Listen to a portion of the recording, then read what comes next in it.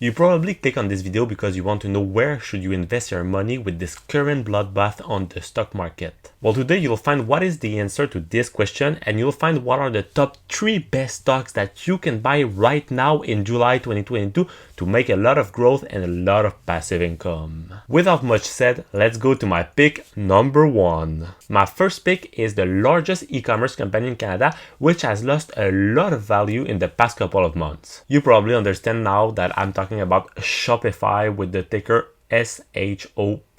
Indeed, this company is trading at a current huge discount of more than 70% that has been lost since the beginning of the year, because at the beginning of the year, this stock was trading around $2,000 per share, and now it's around $400 per share. And when you see the stock market, it lost about 20% compared to about 70% for Shopify. Right now, the question that you might be wondering is, hey, but Louis, how are you sure that this company won't go to bankruptcy? To answer this question, did you know that in 2040, 95% of the total purchase are supposed and expect to be made online? And guess what? Shopify is currently one of the main actors in that particular field.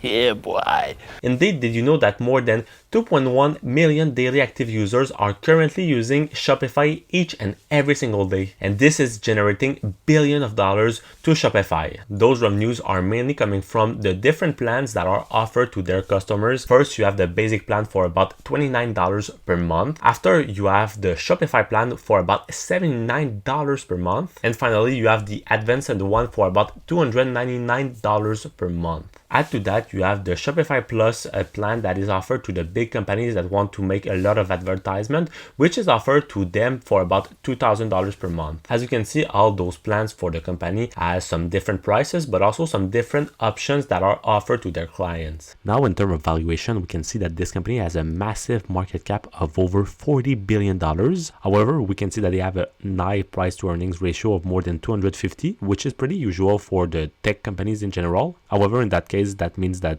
their earnings are too low compared to what is the current price of the stock. We can see that the price to sales and the price to book ratios are both pretty good in that case. And we can also see that both the profit margin and the return on equity are still super low. For years to date, we can see that this company has been generating close to $5 billion, which represent an increase in the last quarter of more than 20%. And we've seen that the revenue of the company has risen pretty fast in the past couple of years. And also a great news in their case is the fact that they have way more cash, about $7 billion, compared to their debt that represent about $1 billion only, which means that they won't be too much affected by the raise of the rates. As we can see, their operating and leverage free cash flow are still pretty low compared to other big techs, since they are not making a lot of money yet. But they have massively missed their earnings last quarter, and we see it by the earnings per share that were expected at 0.65 and they were reported at 0.20, and they slightly missed also for the revenue that were expected at $1.24 billion for the first quarter of 2022, but they have reported only about $1.20 billion. The second stock on my list is a company where you want to go when you want to treat yourself with some great fast food, because everyone is loving it.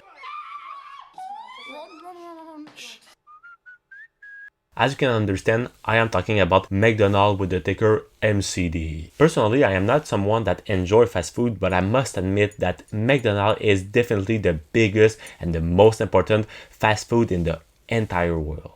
Indeed, this company is currently the leader in its field, and it's also a great buy at the moment. This company is serving more than 68 million people daily, which represent about 1% of the total population. And while we are in some potential recession time, it means that people will have less money to spend, and so people will try to cut at certain places, just like the food sector. That means that they will try to feed themselves at the cheapest price possible. And so in that category, McDonald's is the king of it. I already see many of you guys come to me and say, hey, but Louis, this company is not really healthy and it potentially is saturated at the moment. Of course, I'd say that this company is not necessarily the healthiest company that you could invest. However, I'm always thinking about the company and its future. And what is crazy about this company is the fact that even after 40 years of big success, this, they keep expanding each and every single year and buy even more restaurants. It is crazy because they have recently surpassed more than 40,000 different locations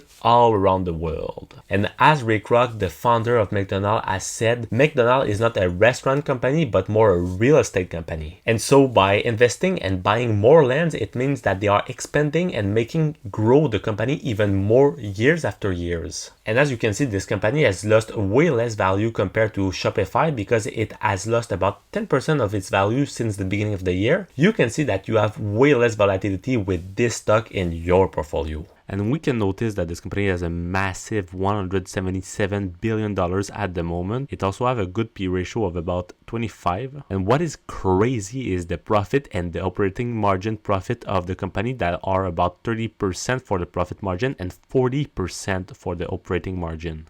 However, they don't sit on a lot of cash and they have a lot of debt since, as I told you earlier, they are really a real estate company. So they are always buying different properties all around the world. This company is also giving a great dividend of about 2.30% to their shareholders that is paid quarterly to them, and this dividend is pretty sustainable with a payout ratio of only about 56%, which means that they are only using 56% of their retained earnings to pay to their shareholders the dividends. For the revenue, we can see that 2020 has been pretty hard for McDonald's because of the COVID lockdown. However, we can see that in 2021 they have been able to rebound from this and make some great profit and growth in that year.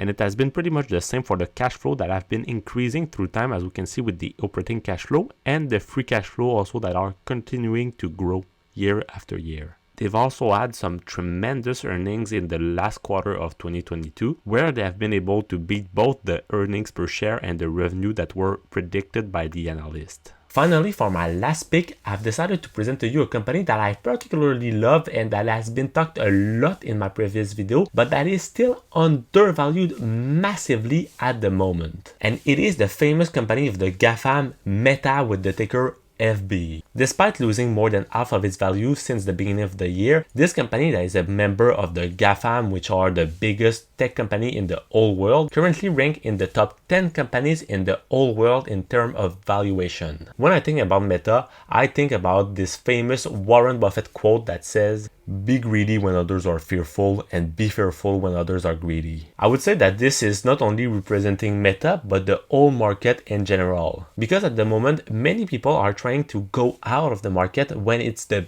best time right now to go in the market and buy. And for Facebook, despite the rough beginning of the year, they have been able through time to build some general income sources. Meta currently owns Facebook, which is the largest social network platform with more than 3.2 billion of active users, and they also have Instagram, WhatsApp, and Oculus. Plus, the reason why I love this company is that they are trying to currently develop the metaverse, which could be a big revolution for our world. This technology, of course, would help people to connect themselves with a large social network, and they would also be able to develop some different businesses. So as you can see, this company has a lot of different income sources. But why has it lost so much value since the beginning of the year if it is the metaverse leader? First of all, as you can see by the whole market, the S&P 500, which include the 500 biggest American companies with a lot of different tech companies in it, is down more than 20% since the beginning of the year. So of course, Meta has been hit by all the different macroeconomic global situation that is happening right now. However, it's not the only reason, because in the past couple of months, they have had a lot of different problems with the different advertisers. Just like another famous company that is called Snapchat.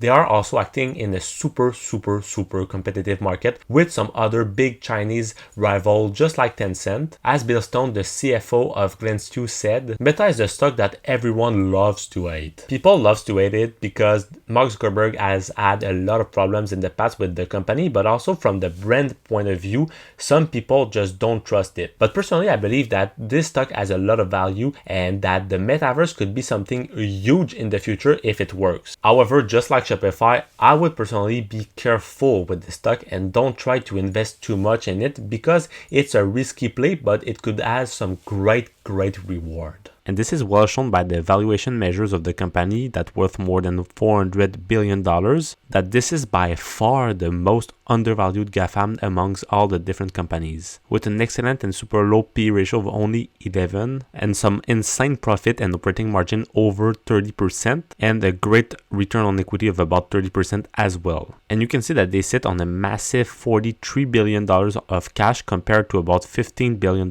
of debt. And oh boy, did the revenue increase. In fact, we can see that in 3 years, the revenue has been able to double. And it's pretty much the same for the cash flow, as we can see with the operating cash flow that has really increased pretty fast in the past couple of years. And the free cash flow as well have been able to increase very fast in the 3 last years. And if you would like to know more about Meta, make sure to check out the video that's going to be right over here that explains why I believe that Meta is going to be the future. Also, for everyone that is new, make sure to join the North family by subscribing to the channel for only $0.0, and I will see you soon.